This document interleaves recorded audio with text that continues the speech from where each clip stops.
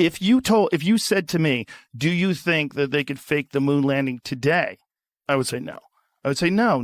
People are going to be able to track it. It's very easy. They have satellites. They're going to know everything. But in 1969, the technology was so crude that when they first showed the Apollo 11 landing, they didn't even show a direct feed to the networks. So like if you're on CBS News, you don't get a direct feed. What you do is you point a camera at a projection screen. So that's why the film looks so shitty. The camera is pointed to a projection screen where you see the astronauts jumping around on the moon. And you see this weird, grainy, third generation image, right? And we did it, and we have never done it since. And we've always said we're going to do it, and no one's ever even come close. No one's ever even gone into deep space since 1972. We also haven't been trying. We haven't been trying. But we always talk about going back, including Herbert Walker Bush talked about going back. George W. talked about going back. They all talk about going back, but nobody ever gets anywhere. Well, I think that's because we lost the spirit and hunger for discovery. We didn't just lose that. We lost all the technology from the Saturn V rocket. They don't even have that anymore. In fact, they don't even have the original film. They erased all the original footage of the Apollo missions. So you just have copies of everything. You could develop the technology again. You can do all that. Sure you could. If you can get through the Van Allen radiation belts into deep space with human beings and have them safely come back. But I think what you're describing to me, all that does is highlight how incredible the achievement was. If they did it. Right. If they did it. But I don't. Well, here's the main point. There's no evidence, because saying that it was a hoax is an assertion of it's not you're not just denying an event, you're asserting a whole other event that you say happened instead. And there is evidence that we went to the moon. Now someone who's a skeptic might say it's not enough evidence or it's not good evidence. There's like evidence. There's eyewitness. There's people that went and came back and told us. There's footage. There's a lot. Okay. There is evidence. Okay. But there's no evidence of the hoax. Like no one has come and said, "Here's my affirmative evidence that this hoax happened."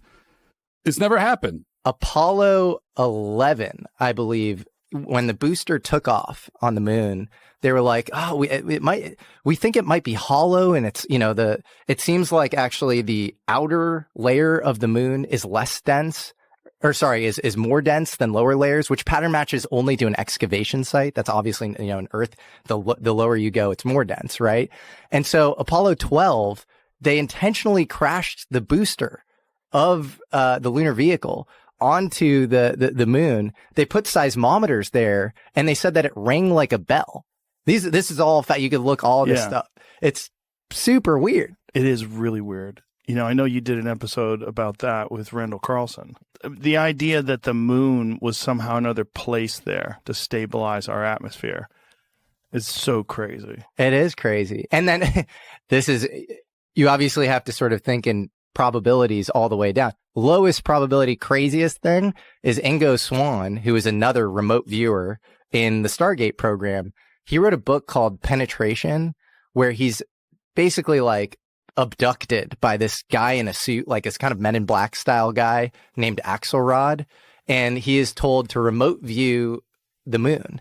And he remote views an alien base on the moon. And he says that and he gets it. The whole thing goes crazy. I mean, the book is insane. It's like he then ends up in a supermarket and he says that he senses that this woman at the produce aisle is like an alien or something. But a lot of people from that Stargate program remote viewed, structures on the dark side of the moon and that sort of thing. So, well, but AJ from the Y Files was on, and he was the one that was telling us that there's photos, right, of the dark side of the moon, that someone had seen photos and was assuming that these would be released shortly, that there were structures. Wow, this is going to be the biggest news ever, and then it was never released. Are you talking about maybe Carl Wolf? Is that what it was? Who was taken to, this is all his claims, and he died in a freakish bike accident. What's your relationship with these things? What is the U.S. government's relationship with these things? And there's evidence that there is a relationship and that it's longstanding. And that raises like a lot of questions about intent. And so like, what is that? And I just personally decided, and people have been hurt by these things. That's a fact. That's a fact. It's a knowable fact. It's a provable fact. And killed. And I'm not saying millions of people have been killed by whatever these things are, but people have been killed, and it's known because it's working its way through the courts out of the VA. So, I don't know, an object that is by definition supernatural, it's above the laws of nature as we understand them, and that has resulted in the deaths of people. We don't spend enough time thinking about like what that adds up to. Like, not good, actually, not good. How many people do you think have died from these things? I don't know, but I mean, And is it radiation sickness? Is it like what's the so cause the person of that death? I talked to, I interviewed someone who was a Stanford medical school professor who's out there and worth talking to, by the way. And You're talking about Gary Nolan? that's exactly who I'm talking about. He was effectively an expert witness in these cases, so he's an expert in brain injury. Do you know him? Yeah. Yeah, entirely credible person. Checks all the boxes that I care about. He's got patents, so he's like a lot of Stanford University professors. He's like independently rich. He flew to, I live in a remote place, and he flew to my place at his own expense because he wanted to tell his story. So he's got no profit motive here. He's the most highly credentialed person at the university, practically, Stanford Medical School. We consider that a big deal. And he's worked on this for over 10 years, assessing the injuries to U.S. servicemen from being in close proximity to these objects or having contact with these objects. And his conclusion, as you know, because you've talked to him, is that there's some kind of energy coming off here that scrambles people's brains or kills them. And it's not exactly radiation, at least in his telling to me. So anyway, but the point is, people have died. Yeah. And so, it does raise a lot of questions about like, what the hell, right? What the hell? American citizens have died and you're hiding it. Why are you hiding that? Why would you hide that? Perhaps because they don't have any explanations, because it's so beyond our comprehension that they're still trying to piece it together. Like, I would wonder how much interaction they really do have with these things. Like, if I was from another planet or if I was some interdimensional being, I don't know how much I'd give a shit about the president. I don't know how much I'd give a shit about the government. I would probably look at this infantile race, this species, this bizarre territorial apes with thermonuclear weapons, this very weird species. I'd probably look at them as very chaotic, and I wouldn't really have much concern for who's running it, especially if they have the ability to travel at insane speeds and go undetected. And well, it depends. Like that. Okay, so the template that you're using to understand this is like science fiction, right? These are an advanced race of beings from somewhere else. But the template that every other society before us has used is a spiritual one. Mm-hmm. There is a whole world that we can't see that acts on people, the supernatural world. It's acting on us all the time for good and bad. Every society has thought this before ours. In fact, every society in all recorded history has thought that until, I'll be specific, August 1945, when we dropped the atom bombs on Hiroshima and Nagasaki. And all of a sudden, the West is just officially secular. We're God. There is no God but us. And that's the world that we have grown up in. But that's an anomaly. Like, no one else has ever thought that. There's never been a society that thought that. Every other society has assumed, and they've had all kinds of different explanations, and the details differ. But the core idea does not differ, never has differed from caves until now, that we're being acted on by spiritual forces at all times. And so to someone born before or living before 1945, I think it would have been much more obvious that this is the thing that every society has written about. And in fact, that battle, that unseen battle around us, that spiritual battle, has like been the basis of every society, of every religion, not just Christianity. So like, it just, once you discard your very, very recent assumptions, relatively speaking, about how the world works, you're like, well, that kind of seems like the obvious explanation, right? I used to believe in the moon landing. You don't anymore? I had a joke in my act about it, that before COVID, I would have told you vaccines the most important invention in human history. And after COVID, I'm like, I don't think we went to the moon. Yeah, I know that was in your, but you actually think that? I think there is a less than zero possibility that we did not go to the moon. I know. Why do you think we went to the moon? Because it's exactly what you just said about, well, there's a lot of reasons, but the main thing is what you just said about the Earth. The vastness of the conspiracy that would be required to fake that. It's so vast that it's a lot more incredible to believe that we faked it than to believe that we just went. And going to the moon, it's a massive achievement. But I think the greatest human achievement of all time. But even so, to fake it would be even more massive, because not only would you need all of these, space agencies and all the different whatever people in American institutions to be colluding, but you'd also need foreign governments, including adversarial foreign governments, who at this point certainly would know we faked it, and for some reason haven't blown the lid on it. So they're letting us take this achievement that they know. Like, why haven't the Russians come out and said all those things you're saying are true? Right. I don't argue with any of the things you're saying. But one of the things that I think you have to consider was, if it's not possible for human beings to safely go through the Van Allen radiation belts and out into deep space without much protection and face the temperatures that are on the surface of the moon, which get up to 250 degrees and 250 degrees below zero in the shadows. There's no environment there. It's hostile beyond belief. Micrometeorites are flying into the moon all the time. They're flying through space all the time. We've never had a single biological organism go out into deep space, past the Van Allen radiation belts, and then come back to Earth and come back alive, except human beings during the Apollo missions. Every single space station mission, every single space shuttle mission, all of them are inside 350 miles from the Earth's surface. The only time human beings have ever been past that and through the Van Allen radiation belts was the Apollo missions. And we were the only humans that were ever able to do that. The Russians never figured out how to do it. No one else figured out how to do it but the Apollo astronauts. And we did it 7 times, 6 successfully, from 1969 to 1972. In the 1990s, Fox had a show called Conspiracy Theory, Did We Go to the Moon? And they aired it on television in prime time. And they got me hook, line, and sinker. And for years, I believed that we didn't go to the moon. What changed you? Mostly talking to Neil deGrasse Tyson, but also critical thinking. Also realizing that I was fully committed to that idea without really exploring the possibility whether that idea was incorrect.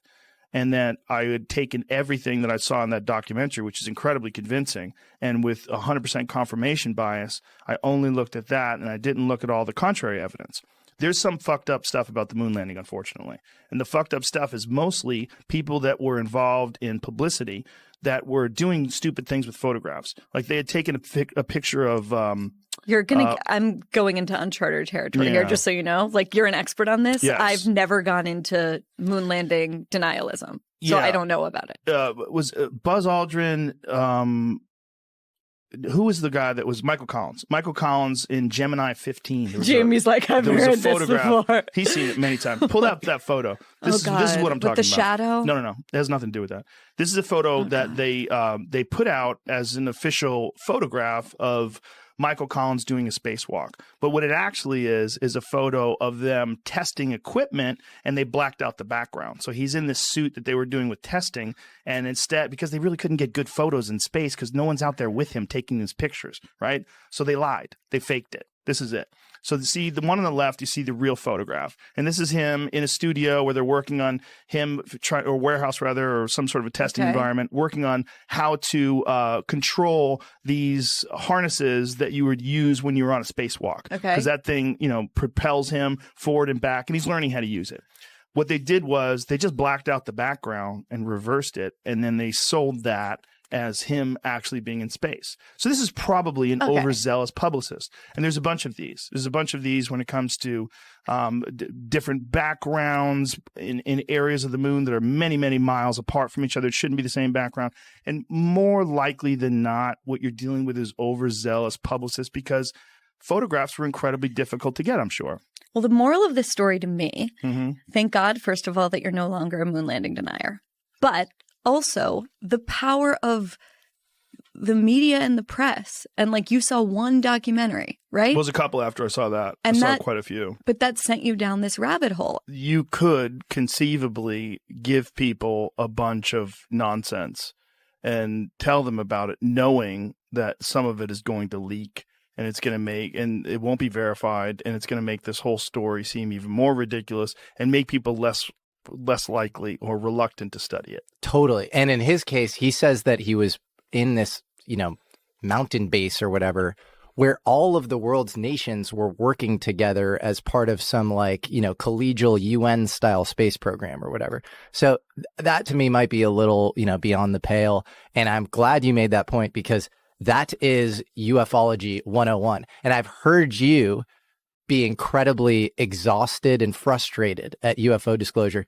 And I think that is the reasonable response. It is limited hangouts on limited hangouts. It's just, we're going to give you a little bit, but we're also going to sprinkle in some falsities and some bullshit. We're going to stigmatize it. And it kind of works because it creates this initiation path for recruiting. If there are any of these programs, it widens the surface area. It both conditions the populace, but also stigmatizes the thing and makes it seem like kind of a joke.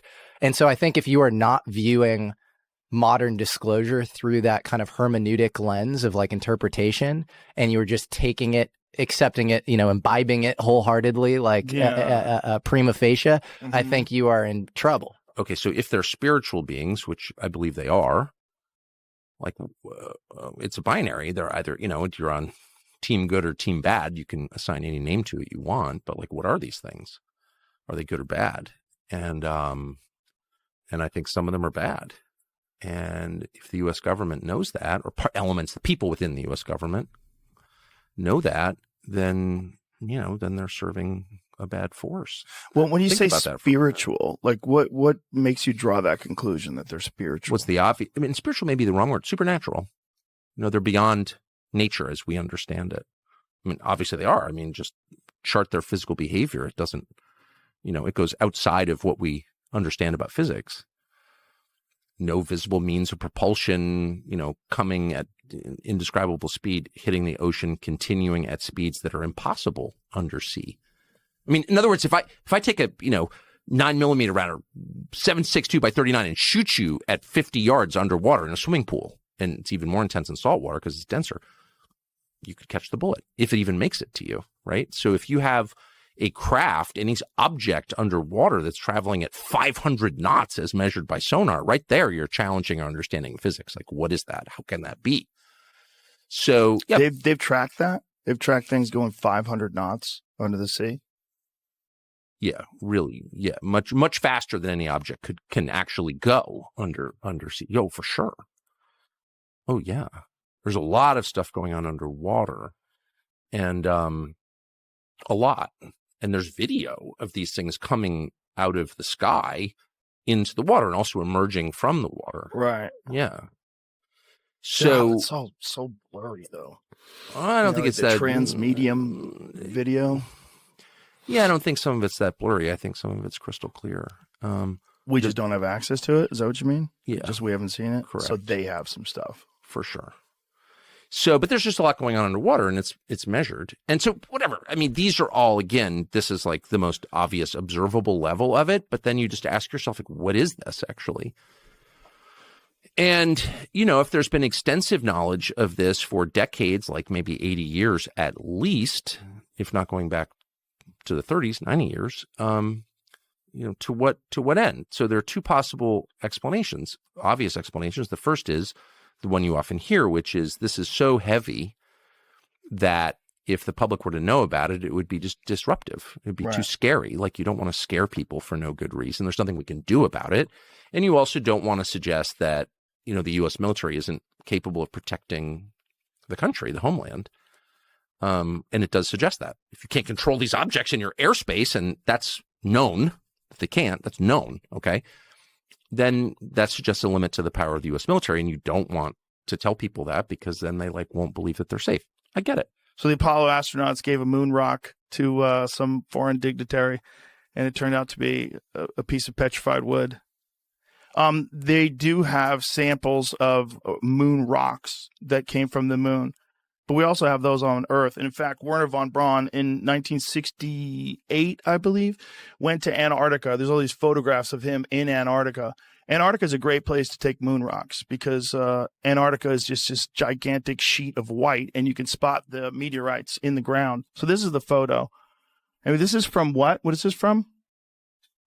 What is the so this is an Indian Space Research Organization's, I don't know how to say that word, Chandrayaan-2 orbiter captured images of NASA's Apollo 11 and 12 landing sites and lunar modules from 100-kilometer altitude. Apollo 12 image, astronaut boots tracks are still even visible. Due to the recent interest in another post I shared, decided to download to view the raw imagery. So that looks like there's some kind of thing on the moon. It's pretty good evidence. It is evidence that something's on the moon. It's not evidence that human beings went to the moon. See, we have things that are on the moon. We have things on Mars right now. Well, I think we had things that were, we'd shot things into space for sure. Yeah, but it's evidence. It's not proof in and of itself, but it is evidence. Listen, I'm not saying we didn't go to the moon. What I'm saying is the subject is complex, and it's not even a little complex. It's really complex. There's a documentary called "A Funny Thing Happened on the Way to the Moon." This guy, Bart Sibrel, he's been obsessed. He was a guest on the show too. Been obsessed about this his whole life and absolutely believes that we never went to the moon.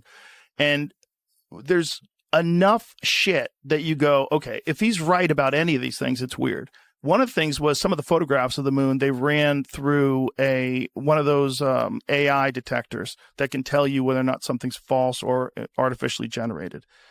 And it showed different images from, I think it was a Chinese satellite of the moon. They said this is legitimate. But then it got to these Apollo images, and they said these have been doctored. This is AI. This AI program that all they the ran, images or a few of them? A few of them. But then other ones were found to be authentic. I don't think so. I think they only ran a few images through.